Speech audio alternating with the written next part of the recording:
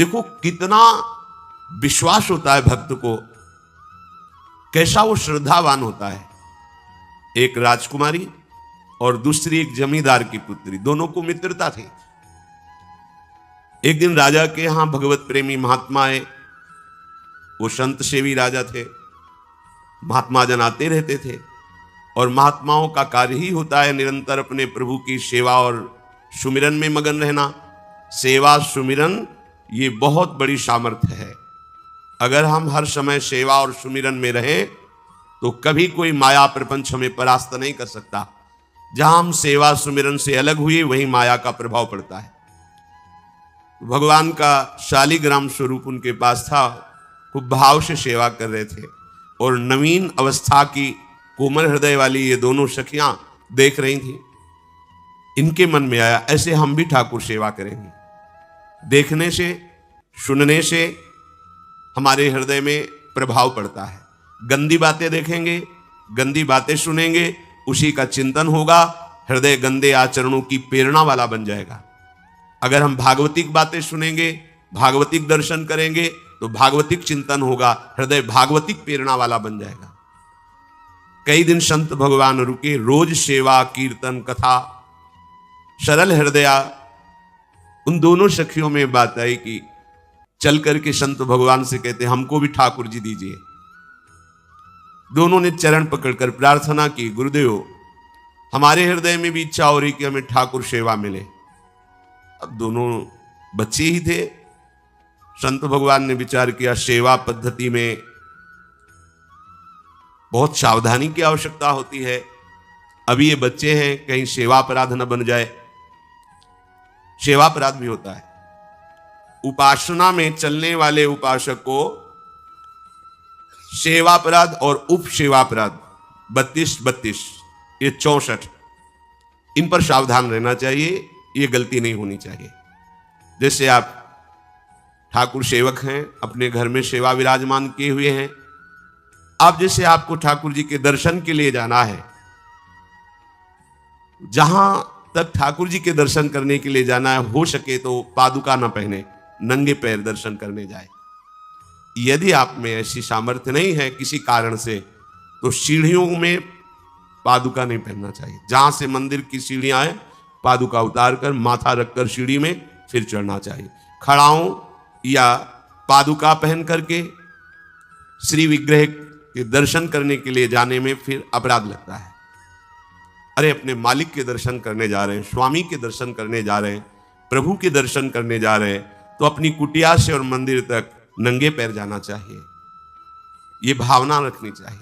भरत जी जा रहे हैं प्रभु के दर्शन करने के लिए, अयोध्या से पैदल ही चले थे, तो सुकुमार चरणारविंद तो बड़े बड़े फफोके छाले पड़ गए थे। वशिष्ठ जी ने देखा, सबने मिलकर भरत जी से कहा पालकी पे बैठ जाइए। तो उन्होंने कहा हाँ, मेरे प्रभु यहां नंगे पैर चले हैं और मैं पालकी पे बैठ जाऊं? उचित तो यह है कि अपने प्रभु के दर्शन के लिए मैं जा रहा हूं, तो जहां जहां प्रभु के चरण पड़े वहां मेरा शीश पड़े, अर्थात सिर भर जाऊं। उचित असमोरा सब ते सेवक धर्म कठोरा। यहां मैं सर के बल चल के जाऊं पर असमर्थ हो। तो आप कह रहे हैं पैर में छाले पड़ गए, आप सवारी में बैठ जाइए। ऐसा नहीं हो सकता। तो अपने प्रभु के दर्शन करने के लिए जब जाए तो हो सके, सामर्थ्य हो तो पादुका न पहने, कोई खड़ाऊं चप्पल जूता आदि ना पहने। अगर पहने हैं तो बस सीढ़ी तक ही पहन कर जाए, ऊपर सीढ़ियों के नहीं। इतने सुकुमार मत बनो, ये आग में जलाया जाएगा शरीर, ये गाड़ दिया जाएगा शरीर, इससे ज्यादा प्यार ना करो। अब इतना दृढ़ विश्वास कि ये बच्चे हैं, सेवा भाव कैसे पूर्ण कर पाएंगे? तो उन संत भगवान ने दोनों बच्चियों से कहा आप कल ठाकुर जी लाएंगे, हम आपको दे देंगे। तो गांव में घूमे तो आसपास गोले गोले से पत्थर मिले, पत्थर लाए 2 और कहा कि ये लो तुम्हारे ठाकुर जी हैं। दोनों को दिया। देखो गुरु वचनों पर और गुरु प्रदत्त सेवा वस्तु पर कितना भाव होना चाहिए। उन्होंने दृढ़ विश्वास किया कि मुझे भगवान गुरुदेव ने दिया, ये भगवान है मेरे। दोनों ने अपने हृदय से लगाया। अब एक जमींदार की पुत्री थी, एक राजकुमारी, स्वर्ण के सिंहासन में, और उनका नाम रखा सिलपिल्ले ठाकुर। सिल मतलब पत्थर, तो उनका तुम्हारे ठाकुर का नाम सिलपिल्ले गोविंद है। दोनों सिंहासन पर रखकर आराधना करती। भाव प्रतिपल बढ़ता गया, नाम निरंतर जप। गुरु प्रदत्त ठाकुर पर विशेष चमत्कार हृदय में प्रकट होता है यदि उन्हीं की नियमावली से चलो। अपने मन से बाजार से खरीद लाए, विराजमान किए हैं, कभी सेवा की कभी नहीं की, वो भी अच्छा है, कम से कम भागवतिक भाव तो है, लेकिन सिद्धि जो प्राप्त होती है वो गुरु कृपा से, गुरु प्रदत्त ठाकुर से। जैसे धन्ना जी को भांग के बट्टे में ठाकुर जी प्रकाशित हो गए, गुरु प्रदत्त। अब ये सखियां जब बड़ी हुई तो इनके ब्याह की बात हुई। तो जो राजकुमारी थी उनका राजकुमार से किसी से ब्याह तय हुआ, ब्याह हो गया। अपने माता पिता से जब विदाई ली तो अपने ठाकुर जी को जो सिंहासन में थे, सिंहासन से एक सुंदर पेटी में से और गोद में रखकर, और अंदर ही अंदर जल रही है कि प्रभु मैंने प्रीतम आपको माना है, संसार के व्यवहार में ये प्रीतम बना हुआ है, पर प्रभु हमारे प्रीतम दो नहीं हो सकते, हमने हृदय से आपको माना। इसी विचार में वो बड़ी उदास है। पहले पालकियों में ऐसा राज सैनिक चल रहे हैं, पालकियों में वो बहू जा रही है और राजकुमार घोड़े पर। राजकुमार बार बार पालकी के समीप जाता, दर्शन करने की इच्छा होती है ना, तो उदास देखता, मन में बड़ी गिलानी हुई। उसने कहा, एक नदी थी, उसने कहा यहां हम थोड़ी देर विश्राम करना चाहते हैं, राजकुमारी की पालकी रखी जाए और सैनिक दूर खड़े हो। तो राजकुमार वैसे ही आज्ञा हुई। तो बात करना चाहते हैं पर वो ना देखती है और ना बात करती है, और इतना सुंदर रूप, क्योंकि ब्रह्मचारिणी और भगवत आराधना। अब उसके हृदय में जलन हुई कि ऐसा क्या है जो हमसे बात नहीं कर रही। बस बार बार ऐसे पिटारी खोल के ऐसे ठाकुर जी को देखती। नाम जप और सेवा के प्रभाव से वो सिल नहीं रह गया था, वहां उसको सांवरे श्याम सुंदर की झांकी मिलती थी। जब अपने शिल्पिल्ले ठाकुर जी को देखती तो ललित त्रिभंगी श्री लालजू महाराज श्याम सुंदर दिखाए, अत्यंत आसक्ति। गुरु प्रदत्त किसी भी शब्द में, किसी भी वस्तु में दिव्यता होती है, बस हमारी भावना होनी चाहिए। अरे बोले ये हम नहीं दे सकते, ये गुरु प्रदत्त है, नहीं हम प्राण दे सकते हैं, लेकिन ये नहीं। जिसका गुरु वचन पर, गुरु प्रदत्त वस्तु पर, गुरु प्रदत्त ठाकुर पर दृढ़ निष्ठा हो गई, वही सिद्ध हो जाता है। अब उसने समझ लिया कि पिटारी में जो कुछ है यही हमारे और राजकुमारी के बीच में बाधा है। दो चार दासियों को बुलाया और कहा इनको बातों में उलझाओ, पिटारी पीछे हमें दो। और प्रवीण दासियां उनको विनोद भाषा में, हंसी मजाक में बात, लेकिन वो उदासीन।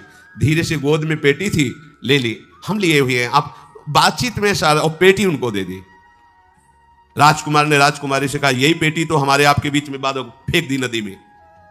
अब तो जो उसके हृदय में पीड़ा हुई, भारी व्याकुलता। अब राजकुमार है, सैनिकों के साथ तुरंत पालकी उठवाई, मैं ले गया। पर वो आसक्त है, इतनी सुंदर राजकुमारी, क्योंकि भागवतिक तेज से संपन्न में आकर्षण होता है। राजकुमारी ने कहा यदि हमारे ठाकुर नहीं तो मैं नहीं, आज से अन्न जल त्याग, प्राण त्याग दूंगी। अगर हमारे ठाकुर जी हमारे समीप नहीं तो आज से अब एक बूंद पा। कैसे पिए? अपने ठाकुर को भोग लगा के पाला है और ठाकुर जी फेंक दिए गए। भारी व्याकुलता, जैसे मीरा जी कहते दृश्य बिन दुख न लागे नहीं, न रात में नींद है न दिन में अन्न जल है, व्याकुलता। अब भयभीत हो गया राजकुमार। पूरा महल इस विषाद से हो गया कि अगर नवीन राजकुमारी प्राण त्याग देती है तो क्या होगा लोक समाज में, कि अभी नवीन राजकुमारी गई, ये लोग ऐसे निर्दयी हैं कि ऐसा व्यवहार किया कि उसने प्राण त्याग दिया। राजकुमार घुटने में आ गया, घुटने टेक कर राजकुमारी से कहा मैं तुम्हें दुखी नहीं करना चाहता, पर मैं तुमको छोड़ भी नहीं सकता। अब हमें आप वो उपाय बताओ जिससे आप मुस्कुरा दो, आप प्रसन्न हो जाओ। तो उनका, हम अपने ठाकुर के बिना जीवित नहीं रह सकती, यदि आप हमें जीवित देखना चाहते तो हमारे ठाकुर जी ला के दो। हमारी भागवतिक निष्ठा ऐसी होनी चाहिए कि जो गुरु जी ने मंत्र दिया है, जो गुरु जी ने उपासना दी है, उसमें दृढ़ विश्वास होना चाहिए। हमारे अंदर किंचन मात्र फिसलाव नहीं होना चाहिए। और आगे जो महामहिम सूत्र है, जब तक हमारा मन प्रभु में समर्पित ना हो जाए तब तक पाप होने की संभावना होती है। बड़े बड़ों से चूक हो जाती है। इसमें यह नहीं कहा जा सकता कि हम इतने वर्ष से साधन में लगे, हमसे चूक नहीं होगी, ये तो भूल जाना। बड़े बड़ों से चूक करवा देना माया का कार्य होता है, पर जिनका मन प्रभु को समर्पित हो गया है उनसे चूक नहीं हो सकती। इसलिए जो अगला सूत्र वर्णन किया कि जितने भी पापाचरण होते हैं वो सब मेरे से होते हैं, ऐसा उपासक दृढ़ निश्चय करे। ऐसा नहीं कि पापाचरण भगवान से, भगवान करा रहे हैं। जिन लोगों का एक प्रश्न होता है कि जब सब कुछ भगवान करा रहे हैं, भगवान की इच्छा के बिना पत्ता भी नहीं हिलता, तो जो हम पापाचरण, गलत आचरण, वो भी तो भगवान ही करा रहे हैं। इस विषय को समझना है। आज के समाज का जो मानसिक स्तर है, जब हम त्याग की बात करते हैं कि गंदे आचरण नहीं करने चाहिए, तो जो समझाया जाता है, जो समझ है आज की आधुनिक, वो ये समझ है, कुछ ऐसे जनों ने ये निर्धारित भी किया है कि बहुत भोग कर लेने पर फिर समाधि की प्राप्ति होती है। अगर ऐसा होता तो लाखों लोग समाधि को प्राप्त होते, लाखों लोग बिना साधना के। क्यों? बचपन से लेकर के पूरे जीवन तक भोग ही भोग रहे, सब समाधि में पहुंच जाते। प्रायः सबके दिमाग में बात बैठी है कि अगर हम भोग ले तो हम मन को समझा सकते हैं, लेकिन आप बात अनुभव की समझ लीजिए कि आप भोगने के लिए जो ही गए तो मन के गुलाम बन करके गया, वो कभी तुम्हें मुक्त होने का अवसर नहीं देगा। जैसे हम भोजन कर लेते हैं तो लगता है अब कुछ नहीं, लेकिन 6 घंटे व्यतीत होते होते पर्चा बन जाएगा कि ये चीज फिर चाहिए खाने को। ऐसे ही कोई भोग भोगने के बाद कुछ क्षण के लिए उससे विरति हो जाती है, ठीक है, लेकिन फिर कुछ मिनट होने के बाद फिर नई स्फुरना, नया संकल्प, नई क्रिया, नई भोग वासना सब हृदय में देख लो। इसके लिए किसी और से सलाह लेने की जरूरत नहीं। इसलिए ये जो संतों का मत है, शास्त्र का मत है कि भोगों के भोगने से भोग वासना दृढ़ होती है, कामना बढ़ती है, ना कि शांति मिलती है। लेकिन आधुनिकता में भोगों को भोगने से शांति मिलती है, ऐसी धारणा बनी हुई है, और ये गलत है। और ये इतनी गलत हो जाती है कि हम हत्या करने लगते हैं, हिंसा करने लगते हैं, पूज्य जनों के साथ दुर्व्यवहार करने लगते हैं। आज तक भोगों में इति नहीं हुई। देवयानी जी भगवान शुक्राचार्य जी की पुत्री हैं। वो इतनी सुंदर हैं कि कोई अप्सरा भी उनसे होड़ नहीं कर सकती, क्योंकि भगवान शुक्राचार्य की पुत्री जितेंद्री, पवित्र, भगवत आराधन संपन्न। बड़ा प्रसंग है, उसको ना लेते हुए हम सारांश में बता रहे। वृषपर्वा की पुत्री शर्मिष्ठा, ये असुर राजकुमारी है। दैत्यराज वृषपर्वा, उनकी पुत्री शर्मिष्ठा, और दैत्य गुरु भगवान शुक्राचार्य, उनकी पुत्री देवयानी बड़े समाज के साथ जंगल में गई हुई थी। एक बड़ा दिव्य सरोवर था, तो उसी में सब राजकुमारियां स्नान कर रही थी। अचानक वहां से कोई महात्मा निकले, तो जल्दी में सबने वस्त्र धारण किए। तो शर्मिष्ठा के वस्त्र देवयानी ने, और देवयानी के वस्त्र शर्मिष्ठा, वो महात्मा निकल गए। वहां कोई उनको टिकना तो था नहीं। देवयानी ने देखा कि मेरे पवित्र वस्त्र, देवयानी ने वस्त्र धारण नहीं किया शर्मिष्ठा के। जो महात्मा चले तो देखा कि हमारे वस्त्र ये राजपुत्री शर्मिष्ठा धारण किए। तो उनका, तुझे पता है मेरे वस्त्रों को स्पर्श करने का भी तेरे को अधिकार नहीं, तूने धारण कैसे कर लिया? तो उनका, ज्यादा मत बोल, इतना गुमान करके मत बोल। जैसे सब सेवक पलते हैं मेरे महाराज से, ऐसे तेरा पिता और तू भी मेरे महाराज के द्वारा ही पोषित है, क्योंकि वो तो राजा है, सारी सेवाएं वही देते हैं। ऐसा नहीं बोलना चाहिए, क्योंकि गुरु पुत्री है, आचार्य पुत्री है और सम्माननीय है। पर ऐसा वो बोल गई शर्मिष्ठा। देवयानी ने कहा, तुझे पता है अगर मेरे पिता की दृष्टि बदल जाए तो 2 मिनट में देवता तेरे पिता सहित संपूर्ण राज्य को नष्ट कर देंगे। मेरे पिताजी के भय से ही देवता आक्रमण नहीं कर। शुक्राचार्य मंत्रवेत्ता है। ज्यादा बात बढ़ गई तो राजकुमारी का शासन चलता है। उसने कहा, इस गुरुपुत्री को उठाकर कुएं में डाल दिया जाए। और उस समय वस्त्र धारण नहीं की हुई थी, उनको उसी स्थिति में डाल दिया गया और वो चली गई।